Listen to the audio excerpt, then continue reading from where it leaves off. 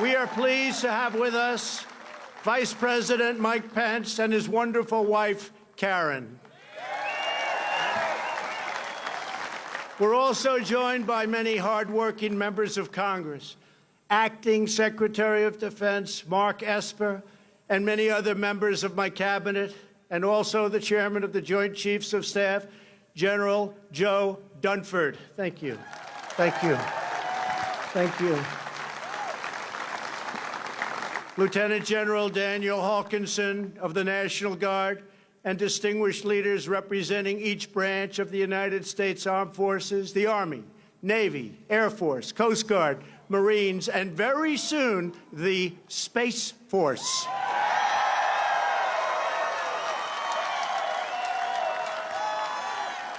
As we gather this evening, in the joy of freedom, we remember that all share a truly extraordinary heritage.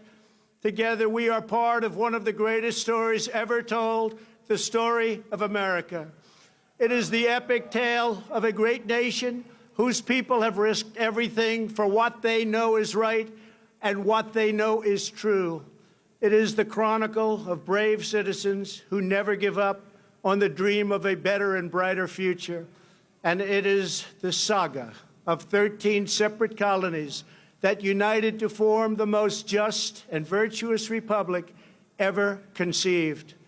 On this day, 243 years ago, our founding fathers pledged their lives, their fortunes, and their sacred honor to declare independence and defend our God-given rights.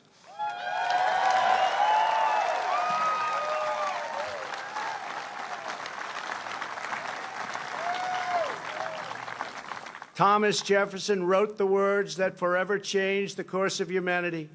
We hold these truths to be self-evident, that all men are created equal, that they are endowed by their Creator with certain unalienable rights, that among these are life, liberty, and the pursuit of happiness.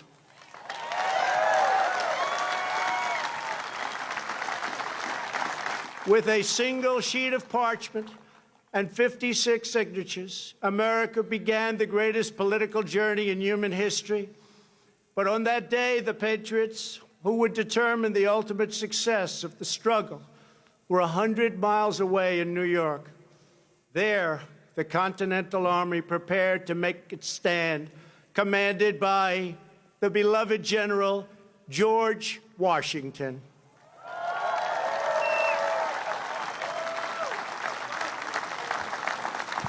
As the delegates debated the Declaration in Philadelphia, Washington's army watched from Manhattan as a massive British invading fleet loomed dangerously across New York Harbor.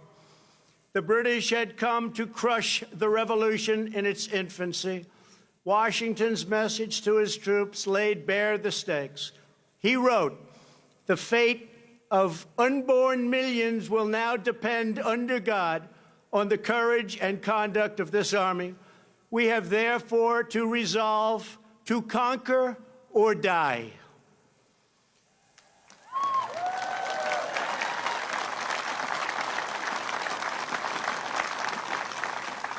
Days later, General Washington ordered the Declaration read aloud to the troops. The assembled soldiers just joined an excited crowd running down Broadway. They toppled a statue of King George and melted it into bullets for battle. The faraway king would soon learn a timeless lesson about the people of this majestic land. Americans love our freedom, and no one will ever take it away from us.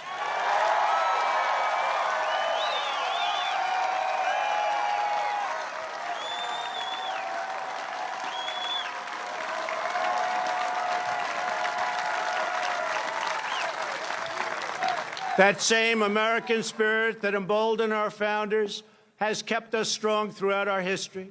To this day, that spirit runs through the veins of every American patriot.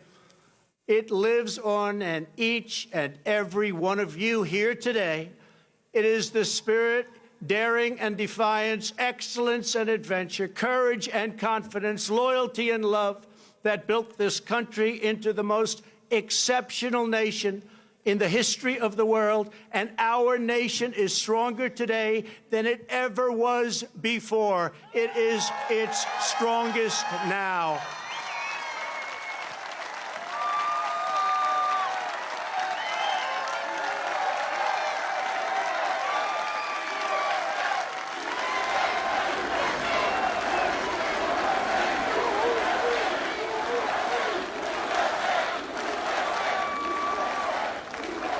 That same righteous American spirit forged our glorious Constitution. That rugged American character led the legendary explorers Lewis and Clark on their perilous expedition across an untamed continent. It drove others to journey west and stake out their claim on the wild frontier. Devotion to our founding ideals led American patriots to abolish the evil of slavery, secure civil rights, and expand the blessings of liberty to all Americans.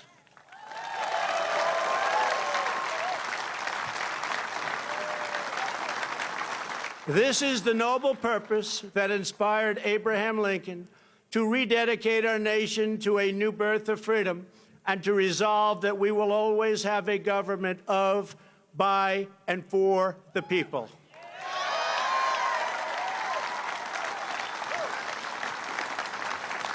Our quest for greatness unleashed a culture of discovery that led Thomas Edison to imagine his light bulb, Alexander Graham Bell to create the telephone, the Wright brothers to look to the sky and see the next great frontier. For Americans, nothing is impossible.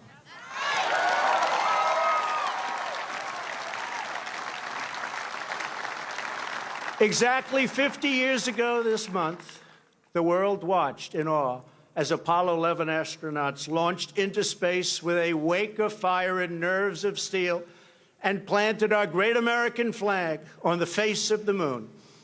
Half a century later, we are thrilled to have here tonight the famed NASA flight director who led mission control during that historic endeavor, the renowned Gene Kranz.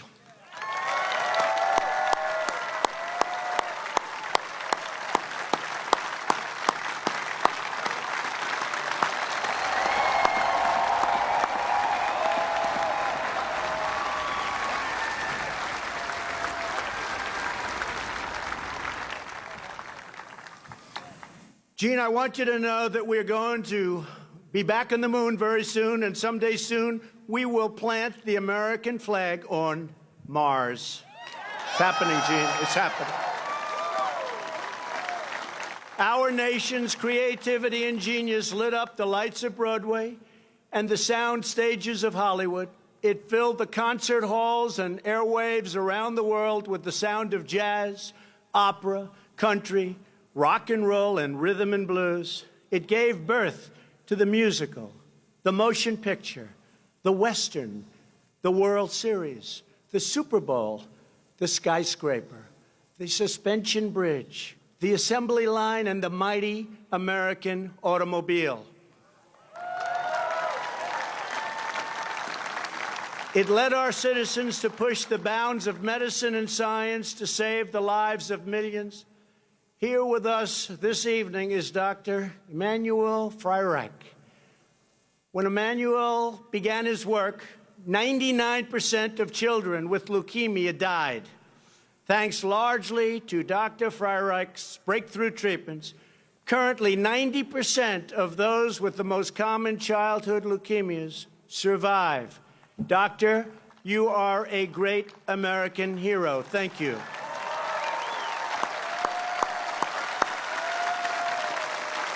Thank you.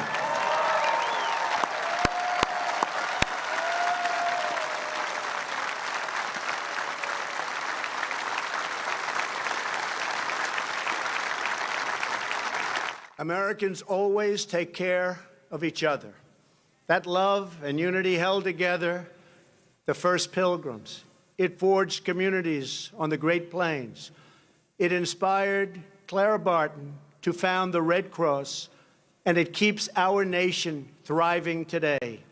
Here tonight, from the Florida Panhandle, is Tina Belcher. Her selfless generosity over 3 decades has made her known to all as Mrs. Angel.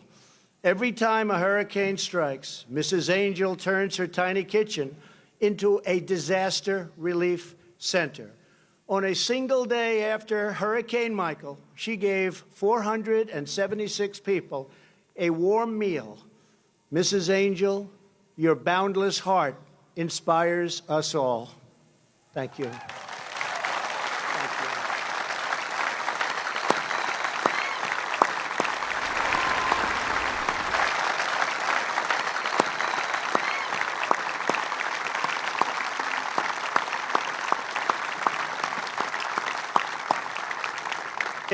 Americans of faith have uplifted our nation. This evening, we are joined by Sister Deirdre Byrne. Sister Byrne is a retired Army surgeon who served for nearly 30 years. On September 11, 2001, the sister raced to Ground Zero. Through smoke and debris, she administered first aid and comfort to all. Today, Sister Byrne runs a medical clinic serving the poor in our nation's capital. Sister, thank you for your lifetime of service. Thank you.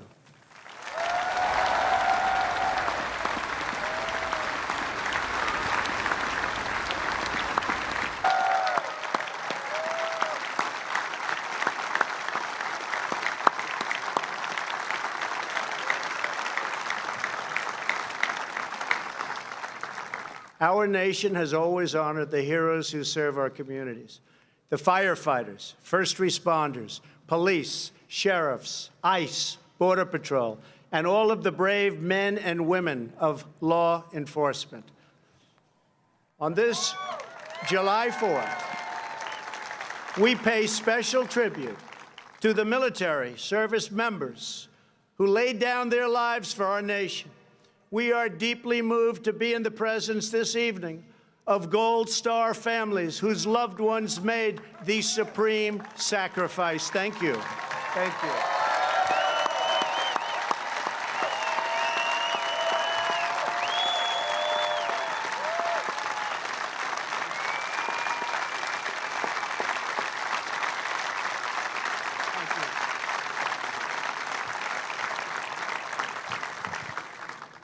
Thank you very much. Throughout our history, our country has been made ever greater by citizens who risked it all for equality and for justice. 100 years ago this summer, the women's suffrage movement led Congress to pass the constitutional amendment giving women the right to vote.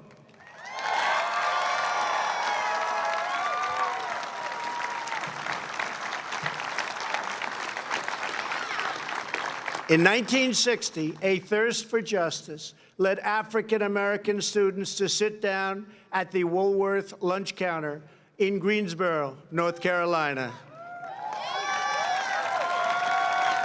It was one of the very first civil rights sit-ins, and it started a movement all across our nation.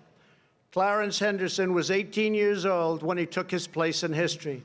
Almost 6 decades later, he is here tonight in a seat of honor. Clarence, thank you for making this country a much better place for all Americans.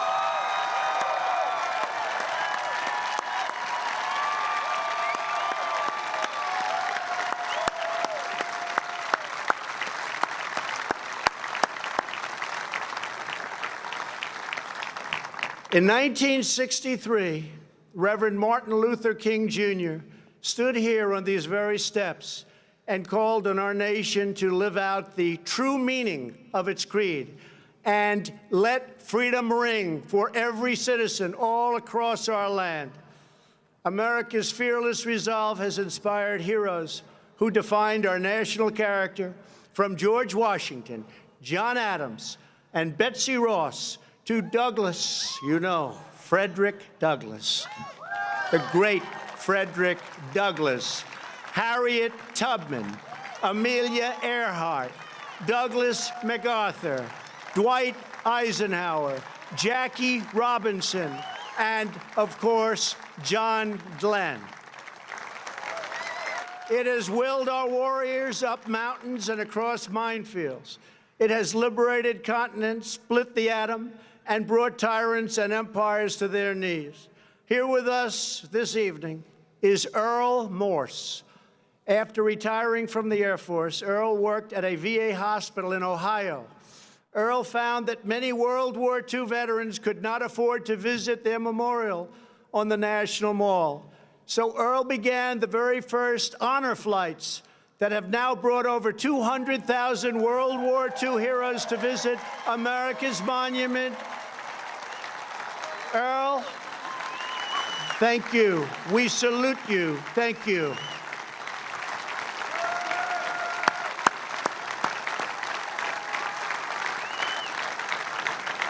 Thank you. Thank you, Earl. Thank you. Thank you. Our warriors from a hallowed roll call of American patriots running all the way back to the first souls who fought and won American independence. Today, just as it did 243 years ago, the future of American freedom rests on the shoulders of men and women willing to defend it. We are proudly joined tonight by heroes from each branch of the U.S. Armed Forces, including 3 recipients of the Congressional Medal of Honor. Thank you.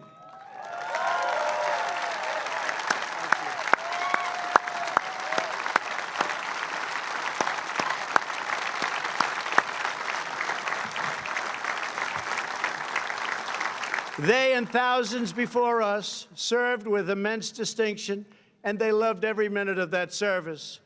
To young Americans across our country, now is your chance to join our military and make a truly great statement in life, and you should do it.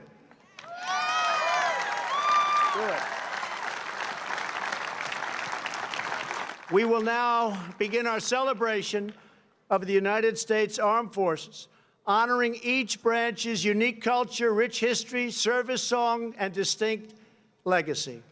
I invite Acting Secretary, please, Mark Esper, Secretary of Defense, and Chairman Dunford, head of the Joint Chiefs of Staff, please join me.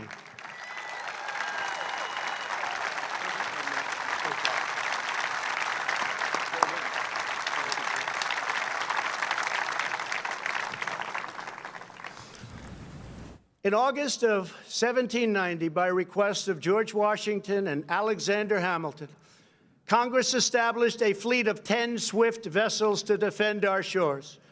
These revenue cutters would fight pirates, stop smugglers, and safeguard our borders. They are the ancestors of our faithful Coast Guard.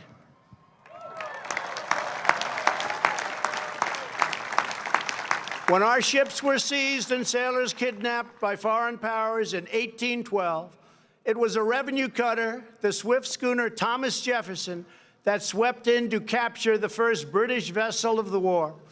In 1897, when 265 whalers were trapped in ice and the ice fields of Alaska were closing up, courageous officers trekked 1,500 miles through the frozen frontier to rescue those starving men from certain death. In 1942, the Coast Guard manned landing craft for invasions in the Pacific when the enemy attacked U.S. Marines from the shores of Guadalcanal. Coast Guard Signalman First Class Douglas Munro used his own boat to shield his comrades from pounding gunfire. Munro gave his life. Hundreds of Marines were saved. As he lay dying on the deck, his final question embodied devotion that sails with every Coast Guardsman. Did they get off? On D-Day, the Coast Guard's famous Matchbox fleet served valiantly through every hour of the greatest amphibious invasion in the history of our country. One coxswain said the water boiled with bullets like a mud puddle in hailstorm. but still the Coast Guard braved death to put our boys on Utah and Omaha beaches.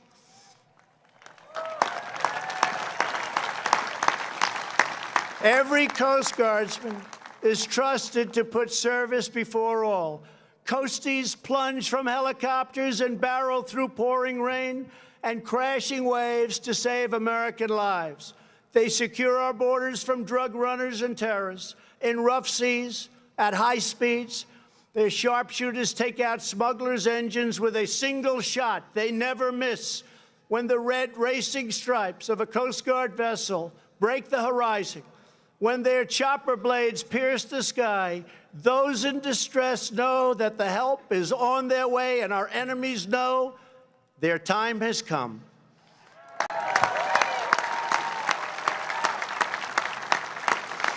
These guardians of our waters stand semper paratus. They are always ready. They are the United States Coast Guard.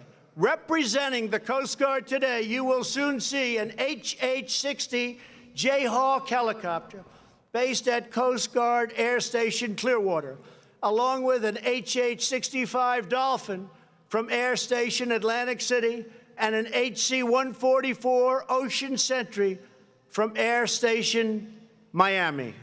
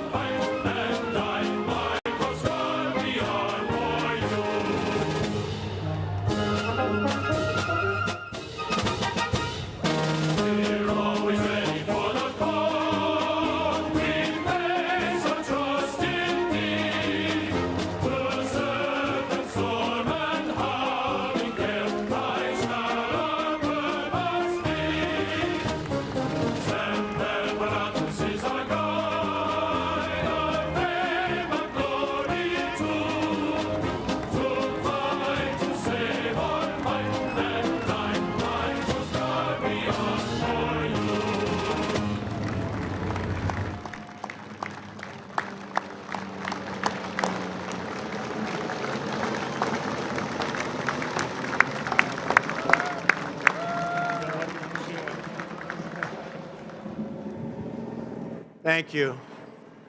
Thank you to the Coast Guard. On a cold December morning in 1903, a miracle occurred over the dunes of Kitty Hawk, North Carolina, when two bicycle makers from Ohio defied gravity with a 12-horsepower engine, wings made of cotton, and just a few dollars in their pockets. Just 6 years later, America was training its first pilots to take these magnificent machines up and over the field of battle. In World War I, our flyboys rushed the skies of Europe, and aces like Eddie Rickenbacker filled hearts and headlines with tales of daring duels in the clouds. General Billy Mitchell saw the promise of this technology and risked court-martial in his quest for an independent Air Force.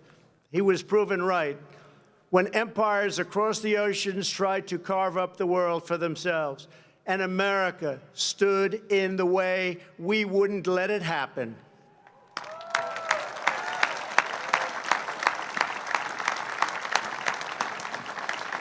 After Pearl Harbor, Lieutenant Colonel James Doolittle and his raiders flew B-25 bombers off a carrier deck in the deep Pacific in a daring feat of American resolve. And as President Roosevelt said, the Nazis built a fortress around Europe, but they forgot to put a roof on it.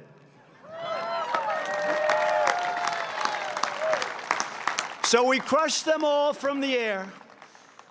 177 Liberator bombers flew dangerously low through broad daylight without fighter protection to cripple the Nazi war machine at Ploiesti. More than 300 airmen gave their lives to destroy the enemy oil refineries, and 5 pilots were awarded the Congressional Medal of Honor for their actions in that single raid. It was Airman Chuck Yeager who first broke the sound barrier. It was airmen like Gus Grissom and Buzz Aldrin who traded their Sabre jets for rockets to the stars. And it is our incredible airmen today who wield the most powerful weapon systems on the planet Earth. For over 65 years, no enemy air force has managed to kill a single American soldier because the skies belong to the United States of America.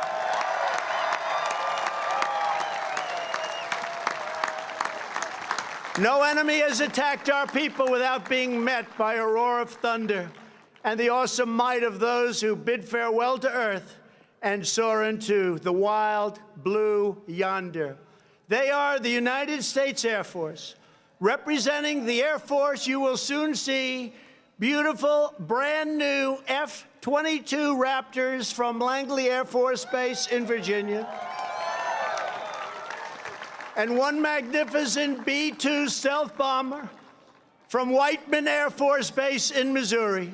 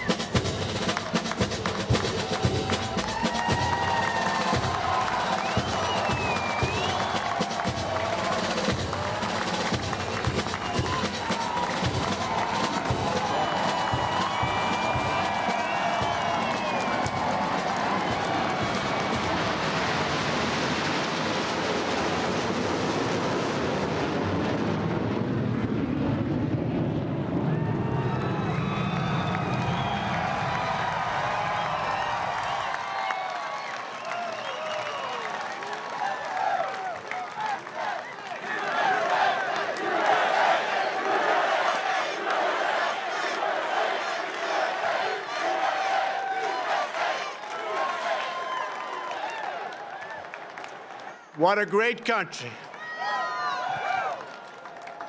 In October of 1775, the Continental Congress ordered the construction of 2 swift sailing vessels, each carrying 10 cannons and 80 men to sail eastward. Our young fleet tested their sea legs against the most powerful navy the world has ever seen. John Paul Jones, America's first great naval hero, said, "I wish to have no connection with any ship that does not sail fast, for I intend to go in harm's way." He got his wish many times when his ship was shot into pieces off the coast of England by a British vessel and her 4 dozen guns. When demanded to surrender, Jones very famously declared, "I have not yet begun to fight."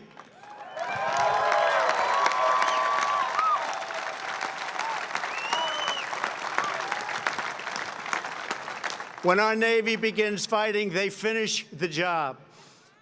The War of 1812, Captain James Lawrence fell with his brothers on the USS Chesapeake. His dying command gained immortality. Don't give up the ship. In the Battle of Mobile Bay, Admiral David Farragut lashed himself to the rigging of his flagship to see beyond the cannon smoke, crying, damn the torpedoes, full speed ahead. In World War II, it was aviators launched from the carrier Enterprise, Hornet, Yorktown, who filled the skies of Midway and turned the tide of the Pacific War. Nobody could beat us. Nobody could come close. On D-Day, CB engineers came ashore to destroy blockades and barriers, making way for the invasion. Many lost their lives, but they took the German defenses with them, and our men crushed upon the beaches like a mighty storm.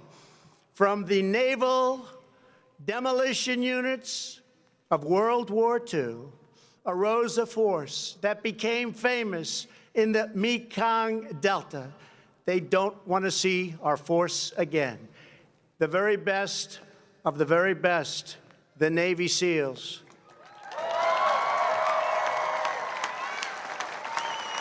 It was the SEALs who delivered vengeance on the terrorists who planned the September 11th attack on our homeland. It was the SEALs who stand ready to bring righteous retribution in mountain, jungle, desert to those who do us harm. America's sailors are not born. They are forged by the sea. Their traditions are rich with the salt and blood of 3 centuries. When Old Glory crests the waves of foreign shores, every friend and every foe knows that justice sails those waters. It sails with the United States Navy.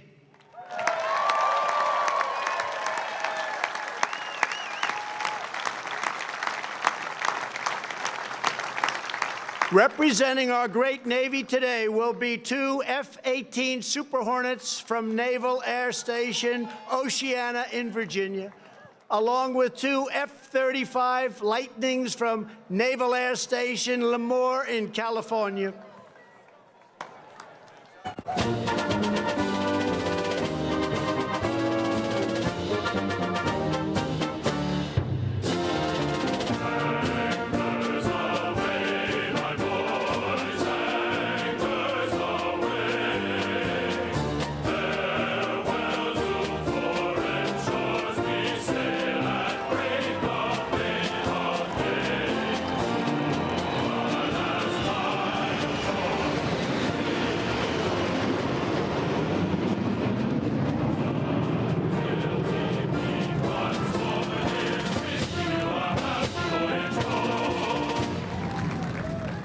So great.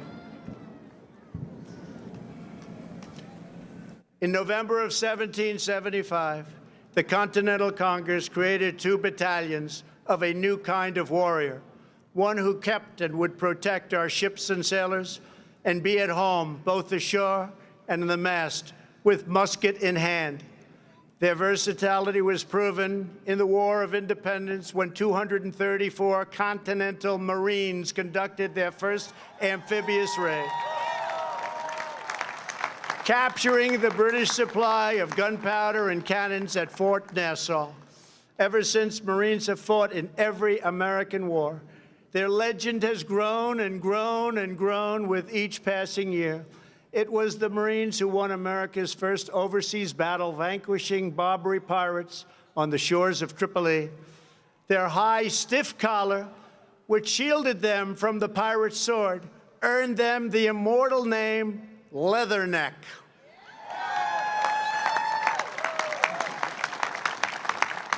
It was the Marines who, after 2 long days of battle, marched through the halls of Montezuma. It was the Marines who took heavy casualties to kick the Kaiser's troops out of Belleau Wood in World War I, earning the title Devil Dogs. And it was the Marines who raised the flag on the black sands of Iwo Jima.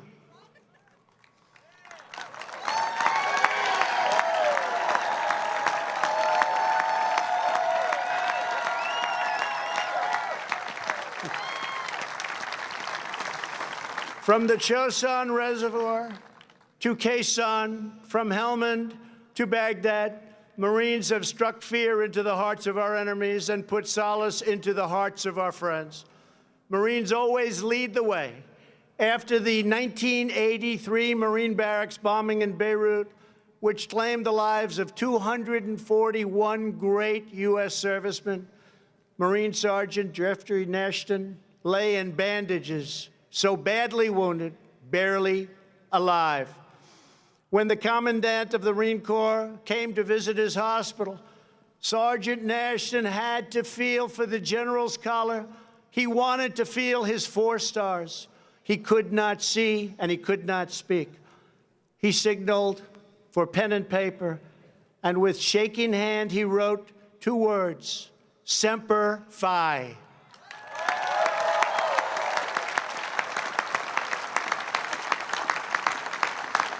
That motto, Semper Fidelis, always faithful, burns in the soul of every Marine, a sacred promise the Corps has kept since the birth of our country. They are the elite masters of air and land and sea on battlefields all across the globe. They are the United States Marines.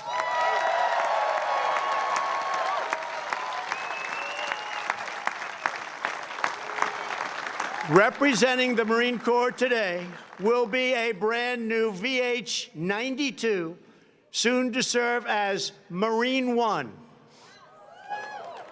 along with 2 V-22 Ospreys from the famed HMX-1 helicopter squadron at Quantico, the Nighthawks.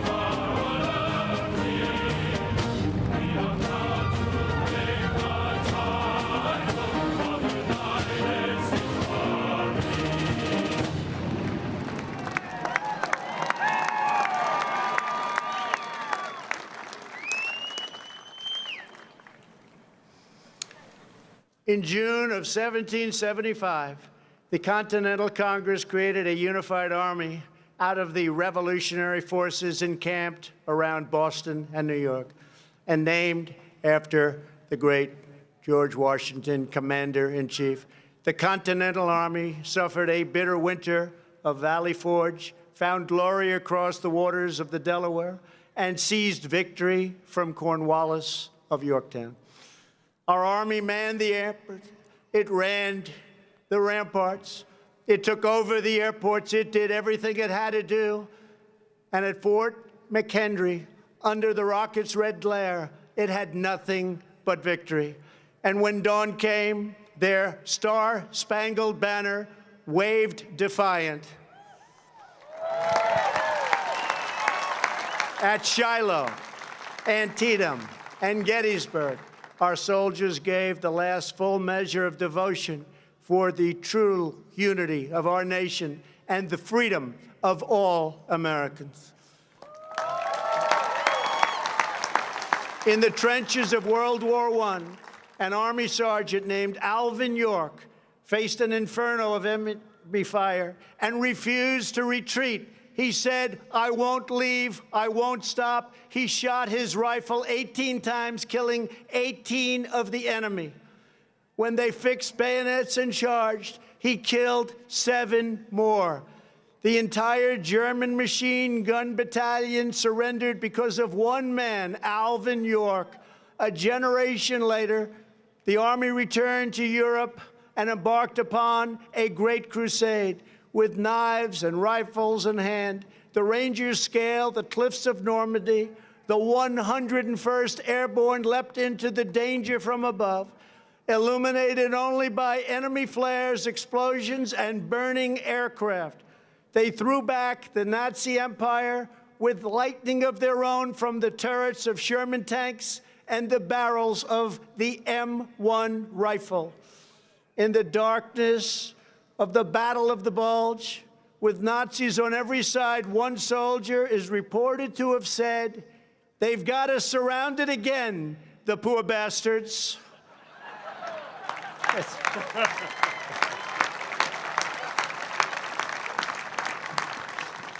Outnumbered, American warriors fought through the bunkers of Pork Chop Hill and held the line of civilization in Korea. In the elephant grass of Vietnam, the 1st Cavalry made its stand amid a forest consumed in flame with enemies at every single turn. The Army brought America's righteous fury down to al-Qaeda in Afghanistan and cleared the bloodthirsty killers from their caves. They liberated Fallujah and Mosul and helped liberate and obliterate the ISIS caliphate just recently in Syria, 100% gone. Through centuries, our soldiers have always pointed toward home, proclaiming, "This we'll defend." They live by the creed of Douglas MacArthur: "In war, there is no substitute for victory." They are the greatest soldiers on earth.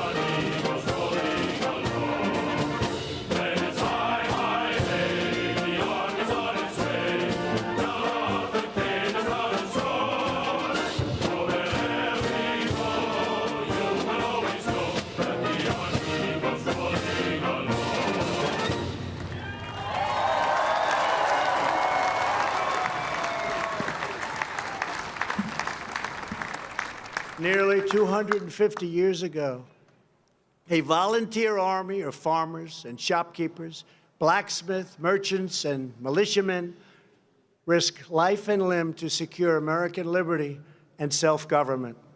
This evening, we have witnessed the noble might of the warriors who continue that legacy. They guard our birthright with vigilance and fierce devotion to the flag and to our great country. Now we must go forward as a nation with that same unity of purpose. As long as we stay true to our cause, as long as we remember our great history, as long as we never, ever stop fighting for a better future, then there will be nothing that America cannot do.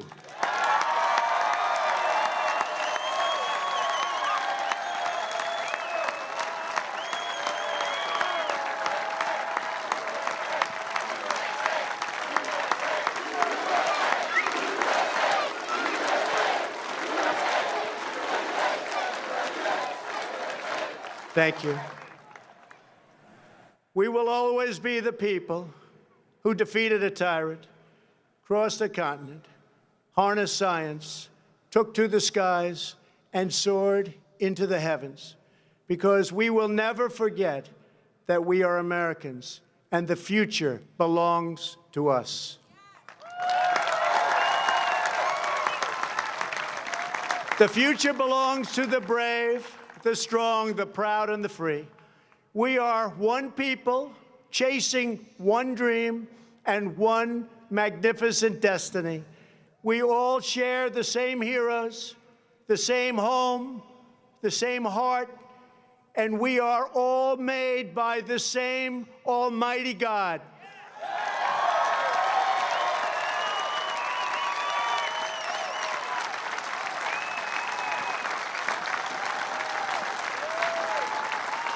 From the banks of the Chesapeake to the cliffs of California, from the humming shores of the Great Lakes to the sand dunes of the Carolinas, from the fields of the heartland to the Everglades of Florida, the spirit of American independence will never fade, never fail, but will reign forever and ever and ever.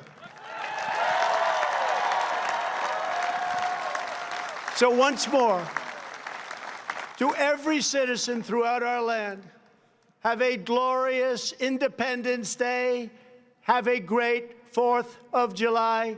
I want to thank the Army Band, the National Park Service, the Interior Department, the incredible pilots overhead, and those who are making possible the amazing fireworks display later this evening.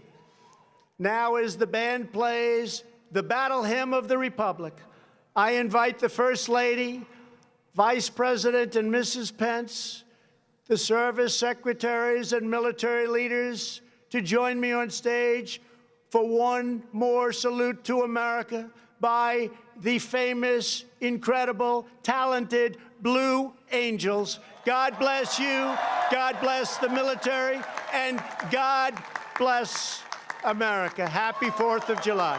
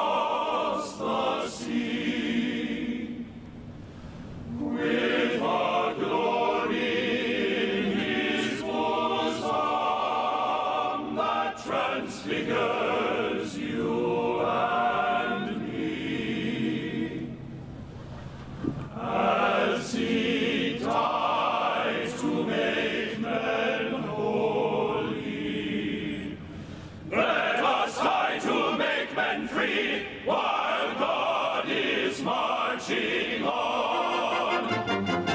Glory, glory, hallelujah. Glory, glory, hallelujah. Glory, glory, hallelujah. His road is marching on. Glory, glory, hallelujah. Glory, glory, hallelujah. Glory, glory, hallelujah. His road is marching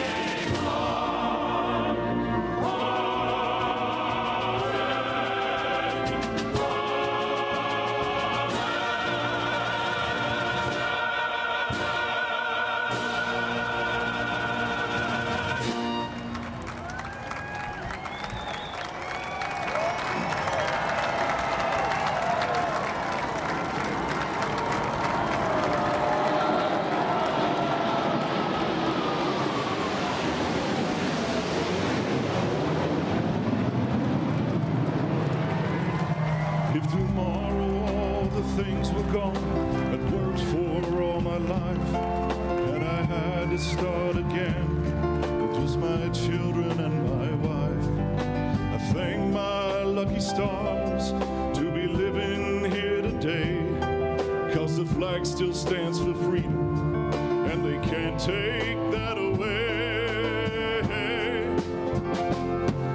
And I'm proud to be an American, where at least I know I'm free. And I won't forget the ones who died, who gave that right to me. And I gladly stand up next to you and defend her still today. 'Cause there ain't no doubt I love this land. God bless the USA.